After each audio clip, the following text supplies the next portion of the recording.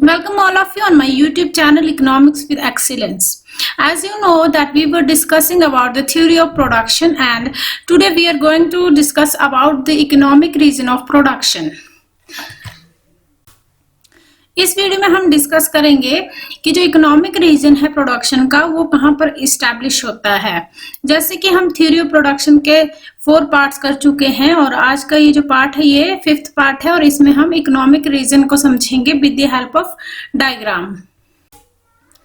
जो प्रोडक्शन का economic region होता है वो फैक्टर्स के जो कॉम्बिनेशन है, जो कि हमारे फैक्टर ऑफ प्रोडक्शन है लैंड, लेबर, कैपिटल, एंटरप्रेन्योरशिप। और थ्योरी ऑफ प्रोडक्शन में बेसिकली कैपिटल और लैंड को जो है वो बेसिक फैक्टर ऑफ प्रोडक्शन माना है। तो इसमें जो है फैक्टर्स ऑफ प्रोडक्शन के जो है ये कॉम्बिनेशन बताता है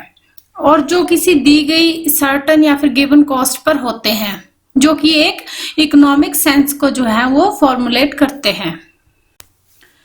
इकोनॉमिक सेंस को दिखाने के लिए डायग्राम का यूज किया जाता है और उस डायग्राम के जो रीजन होते हैं उसके जो रीजन के अंदर आने वाले जितने भी जो कॉम्बिनेशन है फैक्टर्स ऑफ प्रोडक्शन के, उनको जो है वो गुड इकोनॉमिक सेंस में लिया जाता है और इसके बाहर के जितने भी रीजन होते हैं उनको जो है वो नेगेटिव माना जाता है। इसका मतलब ये है कि जो उस रीजन के जो आउटसाइड जितने भी प्रोडक्शन या फिर जितने भी जो भी फैक्टर लगाया गया है, एटलीस्ट उनमें से जो एक फैक्टर की इनपुट है वो जो है नेगेटिव मार्जिनल प्रोडक्टिविटी के बराबर होती है। और ये जो एरिया होता है इसको रिज लाइंस के द्वारा जो है वो मार्क किया जाता है। वो जो है एक बाउंड्रीज की तरह काम करती हैं कि दो फैक्टर्स के बीच में प्रोडक्शन जो है वो किस तरह से होगी और किस लेवल पर होगी, और मतलब इस बाउंड्री के अंदर आने वाली जितनी भी प्रोडक्शन है उसको एक इकोनॉमिक सेंस में अच्छा माना जाता है और उसके बाहर आने वाली जितनी भी प्रोडक्शन है या फिर जो जितने भी फैक्टर लगाए गए हैं उनकी जो प्रोडक्टिविटी है उसको नेगेटिव माना जाता है या फिर नेगेटिव मार्जिनल प्रोडक्टिविटी उसको माना जाता है। जो इकोनॉमिक रीजन होती है किसी प्रोडक्शन की, उसके जो आउटसाइड आने वाली जितने भी जो प्रोडक्शन होती है वो उसको जो है वो इनसफिशिएंट माना जाता है या फिर उस प्रोडक्शन में जो है कहीं ना कहीं इनसफिशिएंसी होती है।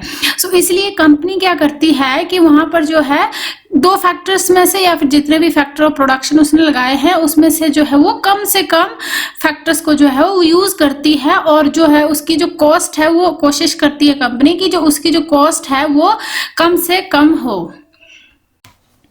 इस चीज को अब हम डायग्राम के माध्यम से समझेंगे तो ये हमें और भी ज्यादा क्लियरली अंडरस्टैंड होगा कि जो इकोनॉमिक रीजन है वो कहाँ कहाँ पे होता है और रिज लाइन जो है वो कहाँ पर जो है वो ड्रॉ की जाती है।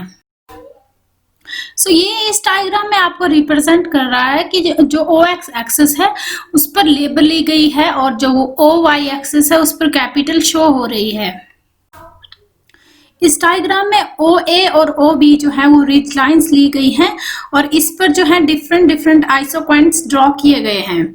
और इन आइसो पॉइंट का मतलब है कि अगर हम OA रिज लाइन पर देखें तो इसके अबव आने वाले और OB जो रिज लाइन है इसके बिलो आने वाले जितने जो भी एरियाज जो आइसो पॉइंट के एरियाज हैं जो कि इसके बिलो और अबव आ रहे हैं तो इसको जो है वो पॉजिटिव माना जाता है।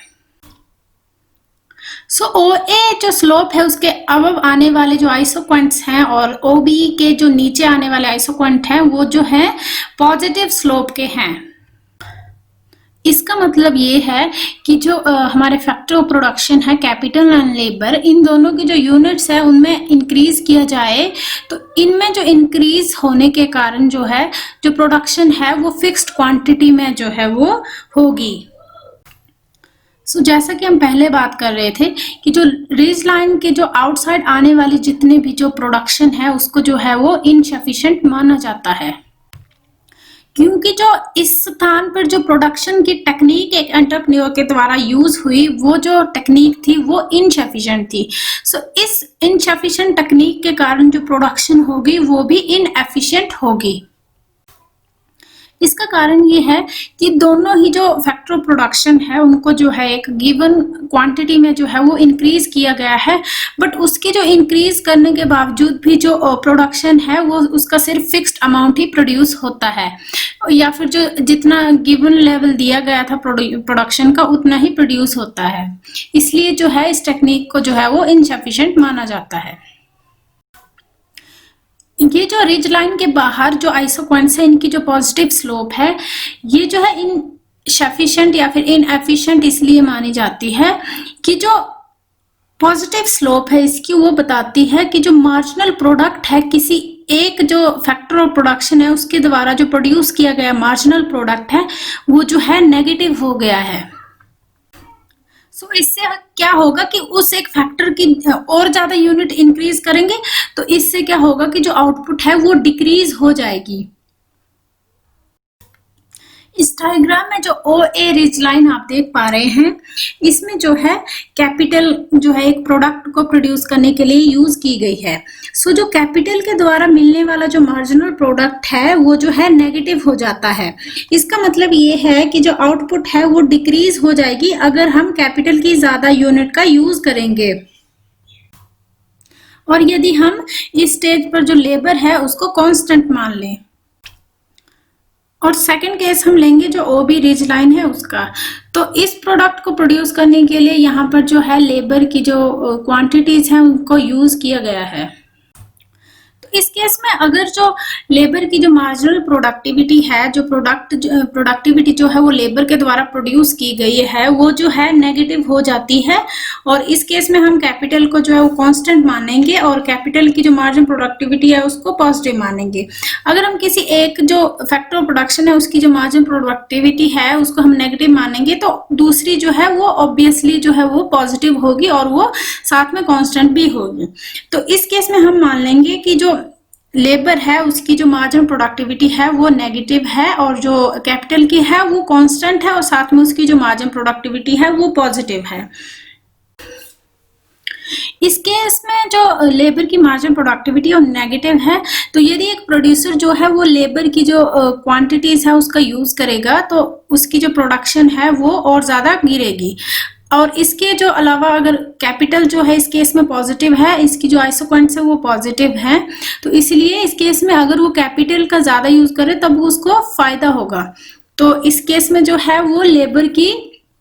वो क्वांटिटी जो है वो यूज नहीं करेगा। जो हमारी रिज लाइंस हैं जो कि ओ ए और ओ बी हैं इसके अंतर्गत आने वाला जो जितना भी एरिया है या फिर रीजन है उसको जो है इकोनॉमिक रीजन माना जाता है प्रोडक्शन का। और इस रीजन के अंतर्गत जितनी भी जो कैपिटल की और लेबर की यूनिट्स एक प्रोड्यूसर लगाएगा तो इससे जो है उसको पॉजिटिव रिजल्ट्स मिलेंगे और उसकी जो प्रोडक्शन है वो भी इंक्रीज होगी।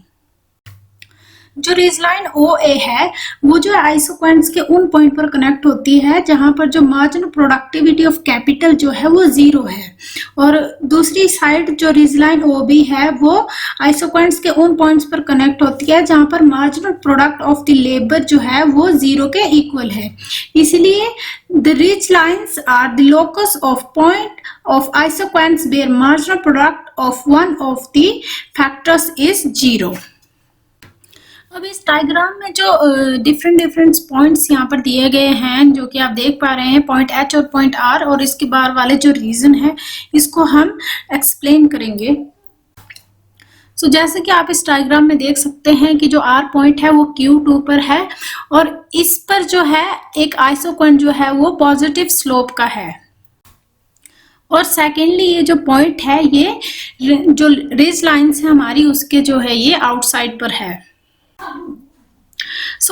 आर पॉइंट पर जो है Q2 की क्वांटिटी जो है उसको प्रोड्यूस करने के लिए जो लेबर और कैपिटल है उसकी जो ज्यादा मात्रा है वो यूज करनी पड़ेगी। तो इसी आइसोक्वेंट पर जो पॉइंट H है इस पॉइंट पर जो कैपिटल और लेबर की जो दोनों ही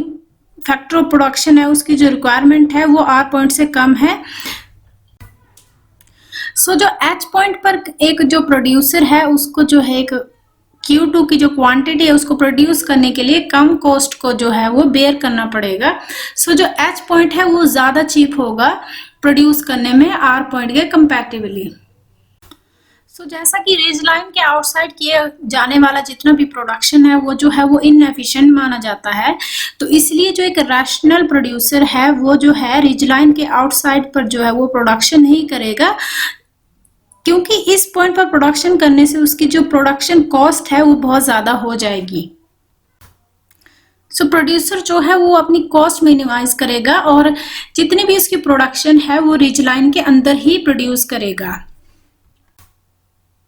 क्योंकि जो रिज लाइन के बाहर किया जाने वाला जो प्रोडक्शन है उसमें जो है वो कोई भी सेंस नहीं बनती है। तो इस रीजन को जो है वो इकोनॉमिक नॉन सेंस माना जाएगा, या फिर इसको रीजन ऑफ इकोनॉमिक नॉनसेंस भी माना जाएगा, जो कि रीज लाइन के बाहर है। जो इकोनॉमिक सेंस का रीजन है, जहां पर जो इकोनॉमिक की सेंस एक प्रोड्यूसर के द्वारा जो है वो क्रिएट की जाती है, वो जो है इन रीज लाइन के अंतर्गत आने वाला जितना भी शेडेड रीजन है उसको जो है रीजन ऑफ इकोनॉमिक सेंस कहा जाता है, या फिर यहाँ पर जो है एक प्रोड्यूसर जो है अपनी प्रोडक्शन को जो है वो प्रोड्यूस करता है। जो ये रीजन है जो कि OA और OB के द्वारा बाउंड किया गया है, इसको ही इकोनॉमिक रीजन ऑफ प्रोडक्शन माना जाता है। आप सभी का बहुत बहुत धन्यवाद मेरी वीडियो देखने के लिए। आई होप कि ये वीडियो आपको समझ आया होगा और ये आपको क्लियरली अंडरस्टैंड करना बहुत ही ज़्यादा ज़रूरी है, क्योंकि इसके बारे में जो कॉम्पिटिटिव एग्जाम में बहुत सारे क्वेश्चंस रिपीट होते रहते हैं। तो thanks for watching my video, and please subscribe and hit the bell icon for the latest videos. Thank you.